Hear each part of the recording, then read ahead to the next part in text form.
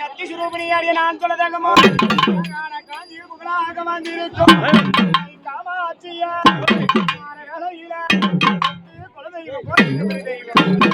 குலதெய்வம் கோரிக்க பெரிய தெய்வம் 100 பிழை அடியோர்கள் செய்திருந்தார் 100 பிழை அடியோர்கள் செய்திருந்தார்